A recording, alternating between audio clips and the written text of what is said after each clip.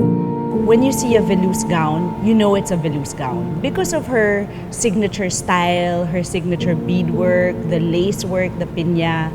But somehow the genius really comes out because each gown is different. It's like that gown could not have been worn better by anybody else.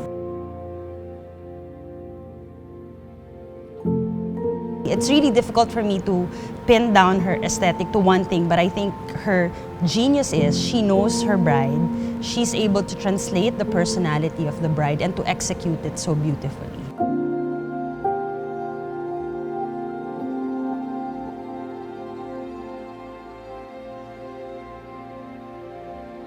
So actually, I only knew about her work. I didn't know about her.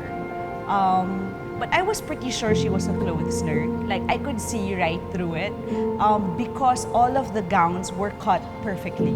And I was like, imposible naman lahat ng client niya supermodel, diba? I mean, women have different body types and different body issues. But when they wore their Veluz gown, they were like perfect. And I said, it's got to be the gown. Can't be the girls.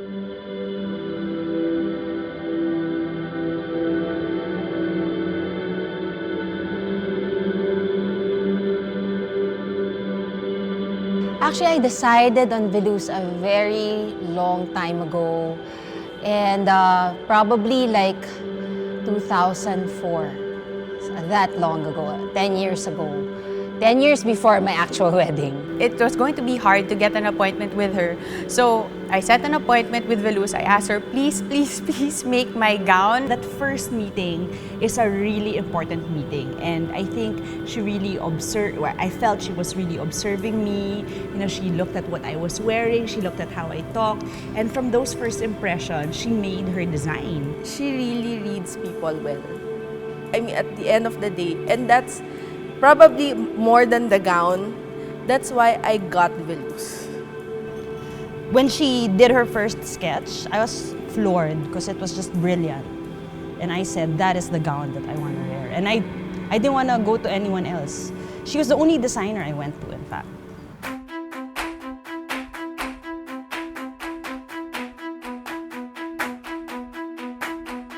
I didn't have a peg. I didn't have an image of what it was going to look like. So I relied 100% on Veluz's vision.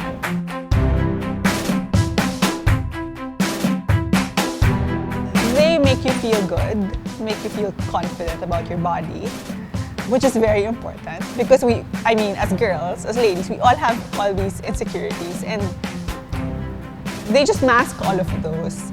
The bride will wear the dress, right? So it shouldn't be the other way around, that the dress wearing the bride. Something like that. It has to speak to the bride in the dress.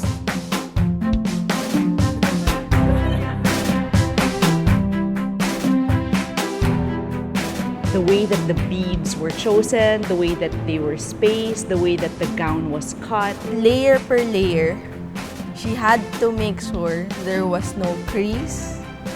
It was like, it has to fit like a glove. The level of commitment Veluz has to ensuring that the brides are really happy and that I was happy. Then there was a lot of back and forth until we finally nailed the design. And I said, grabe, Veluz, this is even more than I ever imagined.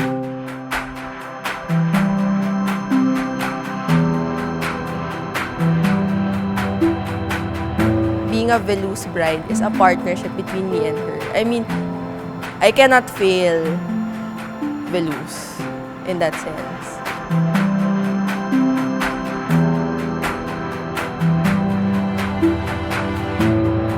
No words can describe it.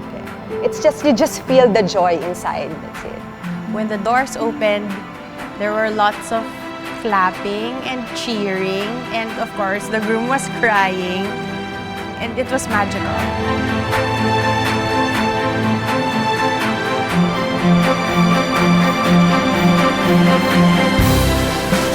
You feel so regal. As in, ang ganda-ganda mo. Ikaw yung pinaka-magandang babae. The day na kailangan ko siya isuot, sabi ko, wow. Yes, sabi ko, sa buong buhay ko, isang beses lang naman niya eh. Sabi ko, I made the right choice. Gagawin talaga nila perfect yung gown mo para sa'yo. And you don't have to think about it. It will always be perfect, no matter what happens. I was sulking and texting my friends, oh, I'm not so happy with how my gown turned out. Yeah, but then, so everyone was saying when they saw it, ang ganda, ang ganda. And then I didn't really believe them. So I said, no, you're just saying that to make me feel better since it's my wedding day. You know, alam nga naman sabihin mo pang ang pangit, 3 hours na lang kasal na, di ba? So, I didn't believe them. So, right until the very last second, ako parang sinusuot ko, and then binoboton yung back ko, shocks. And then when I looked in the mirror, oh my God.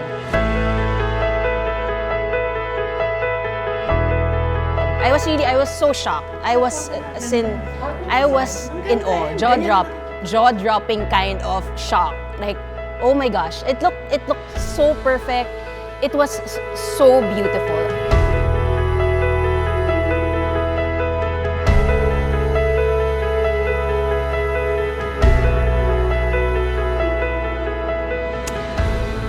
Oh, wow. All my hair is standing just thinking about it.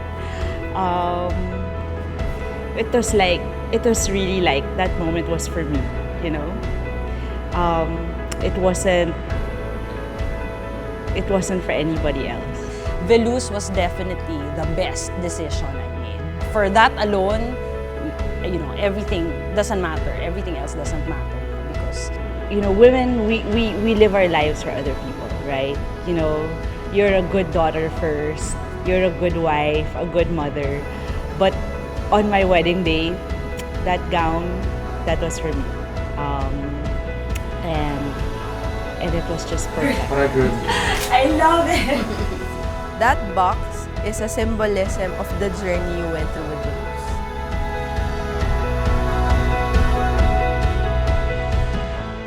Whenever I see that box, I'm reminded of that journey. The wedding is the culmination from the first day, not even from the first day you met her, from the first day you thought you want to meet Veluz.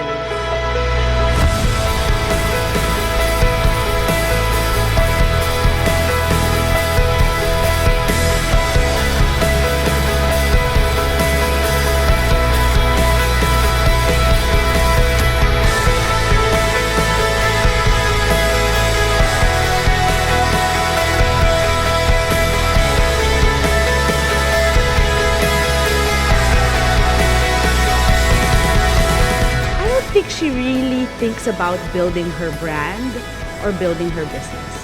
I think she just looks at it one dress at a time, one bride at a time, one beader, one cutter, one assistant at a time.